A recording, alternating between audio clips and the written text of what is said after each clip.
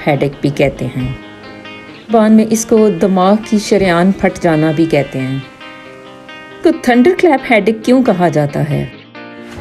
Thunder clap या बिजली की कौंध की तरह ये हेडेक ज़ाहिर होती है और इसीलिए इसे थंडर क्लैप हेडेक कहते हैं। कोविड के बाद इसके जो मरीज़ हैं बहुत ज़्यादा देखने को मिल रहे हैं। वजह ये है कि कोविड जो है बाज़ औक़ात आपका ब्लड प्रेशर बहुत ज़्यादा बढ़ा देता है, उसकी वजह से ख़तरा होता है कि दिमाग की कोई शरेआन भी फट सकती है। जो लोग स्मोकिंग करते हैं या तंबाकू नोशी करते हैं या अगर कोई और रिक्रिएशनल ड्रग्स लेते हैं तो उनमें भी ये जो है हेडेक एकदम अचानक ज़ाहिर हो सकती है।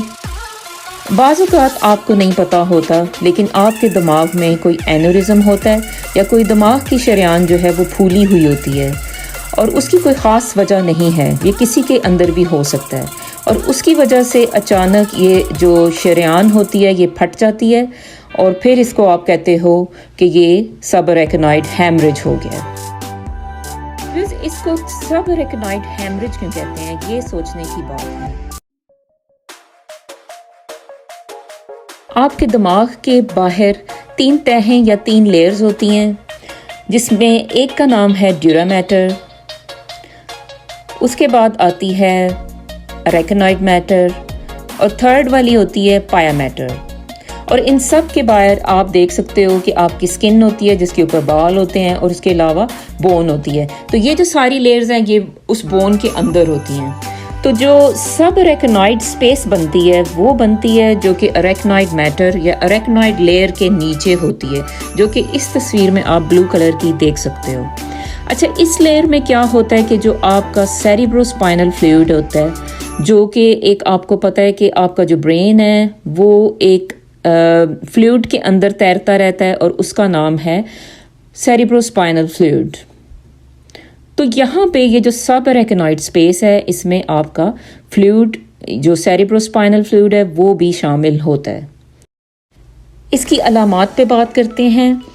सबसे पहली अलामत तो यही है कि बहुत ज़्यादा एक अचानक शदीद किस्म का सर का दर्द होना, जैसे कि फॉर एग्ज़ाम्पल लोग कहते हैं कि भाई जैसे मैं झुकी या मैं कोई चीज़ ज़मीन से उठा रही थी या मैं सजदे में गई तो मुझे ये सर का दर्द शुरू हुआ।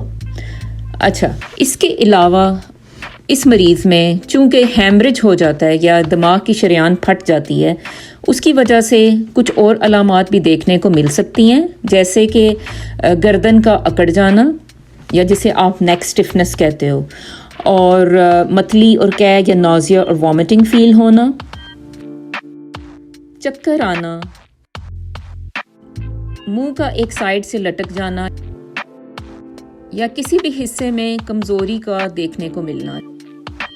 इन अलामात को अगर आप देखें तो ये सारी अलामात जब आपको मेनिंजाइटिस होता है या जो ब्रेन की इन्फ्लेमेशन होती है उसमें भी ये अलामात सेम तरह की आपको मिलती हैं। इसीलिए इन मरीज़ों का सबसे पहले आप लंबर पंक्चर करते हो। पंक्चर में दिमाग का जो पानी होता है वो आप बैकबोन या कमर की हड्डी से निकालते हो और फिर उसको चेक करते हो कि इसमें ब्लड मौजूद है, जिसे आप कहते हो ज़ेंथोक्रोमिया। और अगर उसमें ब्लड मौजूद हो तो इसका मतलब है कि इस शख्स को मेनिंजाइटिस नहीं बल्कि सबअरेकनॉइड हैमरेज हुआ है। लेकिन बाज़ औक़ात ये भी होता है कि लंबर पंक्चर करते हुए भी बाज़ औक़ात नॉर्मली भी उसमें ब्लड आ जाता है। तो ये कोई इतना सिग्निफिकेंट जो है वो टेस्ट नहीं है। लेकिन इसके अलावा आपको सीटी स्कैन करना पड़ता है और अगर सीटी स्कैन पे भी कुछ नहीं मिल रहा तो फिर हमें एमआरआई करना पड़ता है।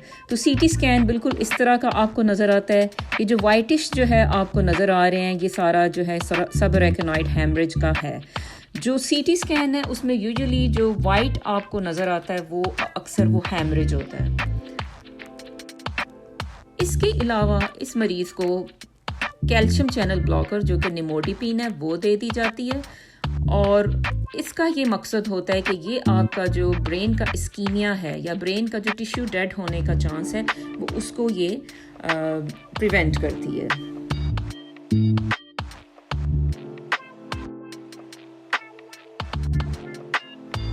اس کے علاوہ اس مریض کو پھر نیورو سرجری کے حوالے کر دیا جاتا ہے اور پھر وہ جو ہے وہ اس کے مطابق جو بھی ان کی ٹریٹمنٹ آپشن ہے وہ کرتے ہیں. اور آج کل یہ ہے کہ گڈ اس کے ریزلٹس ہیں, اس کی وجہ سے جو ہے آپ کو کچھ زیادہ پرابلمس جو ہے دیکھنے کو نہیں ملتی. لیکن بعض اوقات ظاہر ہے یہ برین پہ سرجری ہوتی ہے تو بعض لوگوں میں کچھ اور طرح کی علامات بھی بعض اوقات دیکھنے کو ملتی ہیں سرجری کے بعد, جیسے کہ فار ایگزامپل پرسنالٹی چینج ہو سکتی ہے, سونگھنے کی حس متاثر ہو سکتی ہے, اور یا کوئی بھی آپ کا جو برین پارٹ ہے وہ اس کی وجہ سے افیکٹ ہونے کی وجہ سے آپ میں جو ہے وہ کافی زیادہ چینج آ سکتی ہے. اچھا, پرسنالٹی چینج یہ ہو سکتی ہے کہ جیسے فار ایگزامپل جو ہے آپ جو ہے پہلے بہت زیادہ مذہبی تھے, آپ ہر وقت مسجد میں بیٹھے رہتے تھے, لیکن اب جو ہے ہو سکتا ہے کہ اب آپ جو ہے وہ گرلز ہاسٹل کے باہر جا کے کھڑے ہو جائیں. تو یہ ویئرز ویسے مذاق تھا.